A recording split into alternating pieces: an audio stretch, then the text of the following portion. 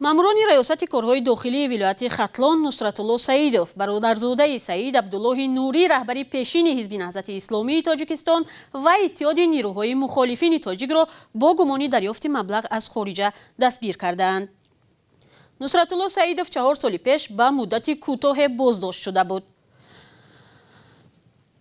همکارم میرزانبی خالقزاد با پیوندان دامولان نصرتالله چند لحظه پیش صحبت کرد و حالا در استودیو با ماست. میرزانبی سلام و بگوید که نهایت سبب بازداشت معلوم شد؟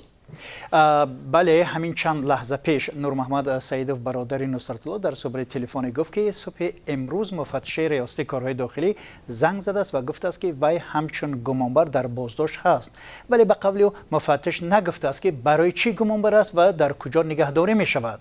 وی گفت که ماموران ریاست کارهای داخلی ولایت ختلان پس از دستگیر نمودنش تا حال اجازه ملاقات ندادند و ادوکات هم تا کنون ندارد. پیوندانش میگن که نصرتالله سعیدوف برای رسانیدن کمک و یاری به خانواده معیوبان از جانب رئیس جماعت دهات به آنها روی خط نامناسب معیوبان پیشنهاد شده است و از جمله معیوبان خردسال اردو، روغن و برنج و برای معیوبان خردسال بازیچه ها خریدند. ولی طوری همصحبت ما گفت مقامات 4 کارمند همین خواجگی را بازپرسی کردند که مبلغ کمک به معیوبان را از کجا یافتند. آیا این پولها از خارج تاجیکستان با راه غیر قانونی به دست آورده شده است یا نه؟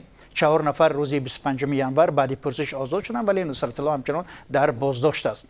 تلاش‌ها برای تماس با مسئولین مقامات ریاست کارهای داخلی ولایت ختلان تا این دم بی‌نتیجه بود.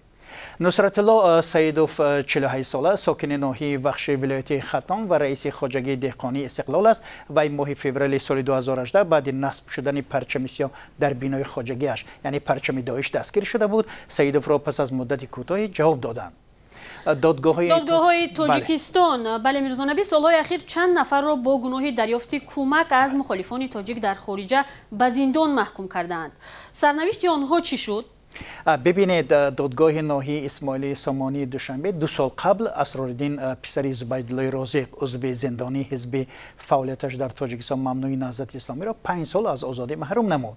آن زمان نزدیکان زندانی ها در خارج فرستادن مبلغ را به عائله هاشون رد نکردند، ولی گفته بودند آن غیر قانونی نیست و نباید برای آن جزا دهند، چون به ادعای آنها عائله هایشان به سبب بیکاری و مصادره بخشی از اموالشان به یاری احتیاج پیدا کرده بودند. سال 2015 پس از ممنوع شدن فعالیت حزب نهضت اسلامی در تاجیکستان صدها اعضا و طرفدارانش در اروپا و کشورهای دیگر پناهنده شدند. بله، تشکر. برخی از پیوندان سعید عبدالله نوری نیز از آن زمان تا حالا در خارج از تاجیکستان به سر میبرند. سعید عبدالله نوری در درگیری‌های داخلی سالهای 1992-97 رهبر اتحاد نیروهای مخالفین تاجیک بود.